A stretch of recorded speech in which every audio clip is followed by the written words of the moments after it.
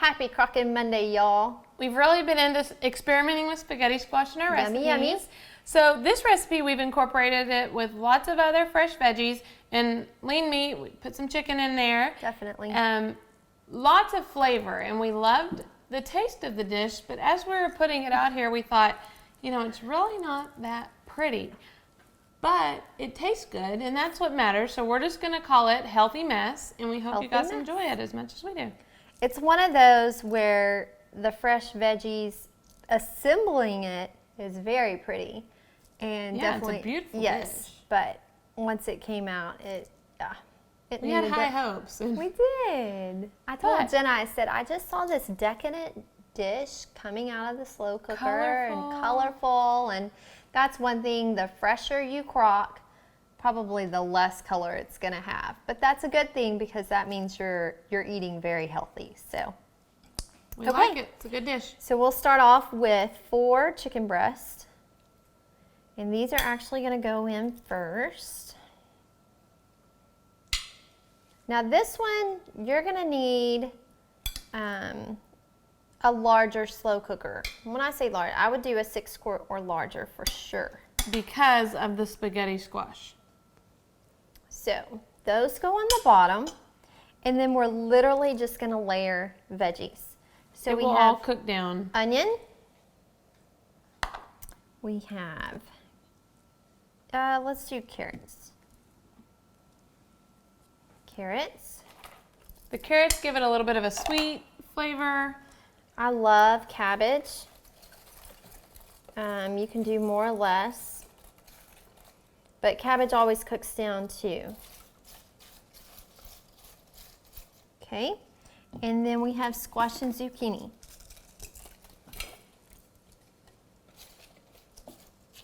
And if I were doing this, I would like to add mushrooms. I'll pass. So we'll pass. Okay, we've got 2 packets of Italian seasoning. And if you don't have this on hand, just put in some of your own seasonings in your cabinet. Olive oil. We actually do quite a bit. 3 or 4 tablespoons. And then do some major heaping tablespoons of garlic. That's a great way to add flavor without compromising health-wise. It's going to add a lot of flavor to your dish, but not so many added ingredients you don't need.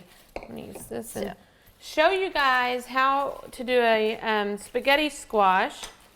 I was very intimidated to cook with spaghetti squash when I first started using them, but once I slow cooked it, I realized how easy it was, and I make it also as in place of when I make spaghetti with meat sauce instead of the noodles. My kids love it. They don't hesitate to eat it. And so now that they've gotten used to it in that dish, I'm sure they're going to love this dish because they've learned to love spaghetti squash. So this is a large spaghetti squash. So it is going to be, instead of cutting it, you can cut it either way, but for size purposes in this recipe, you're probably going to want to cut it in half widthwise, not lengthwise. I've already hollowed out the inside of one, and what I compare this to is a mix of like a pumpkin and a cantaloupe. It smells like a pumpkin. Like a pumpkin. It's pretty firm like a pumpkin, but the seeds and the pulp of it is going to be a lot like a cantaloupe. So you're just going to take a spoon and you're going to scrape it along the sides.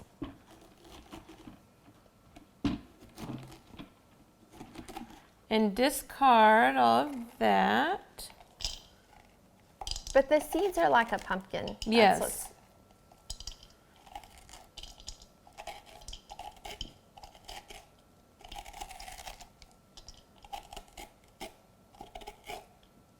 You just get all that out of there. And once this cooks, I don't know if you've ever cooked a spaghetti squash or not, it will completely scrape out like spaghetti noodles. Yes. All you'll have to do once this is through cooking, you'll pull it out, get a fork or a spoon, and you're barely just going to have to touch like this, and it's going to flake off. Yes. You can see it flake a little bit right now, but once it cooks, it will just peel off the sides. So with these, it looks like a noodle. It's like very thin. It's thin like an angel hair pasta, but it has more texture than angel hair. A little more crunch. Yeah, a little bit more crunch than angel hair pasta does. So, and then actually I would just put just a tad bit of olive oil, or you can add some more garlic in there. If you want to do that, and you can rub it around if you want. And then like I said, around the edges of your spaghetti squash. The best thing to do on this dish is make a little cubby. Yes, just like this. And then we'll get all this good stuff around it. And I'll add the other one. Like I said, this is a big squash. So if you were to get a smaller one, it would fit in a little more comfortably. Our lid will go on, and the cabbage, like we said, cooks down a lot. Yeah. It's okay if it's actually, and I just kind of work it like this. Work it down. And there you go. And it's okay if it doesn't sit all the way on there. So, because these are veggies, this is chicken, your spaghetti squash, it's all gonna, as it cooks, that will It'll cook down. Yeah, it will cook down. So, low, I would say 5 hours. You've got chicken in there, veggies. The chicken is and at your the bottom, spaghetti so it's squash. going to cook quicker than the things at the top.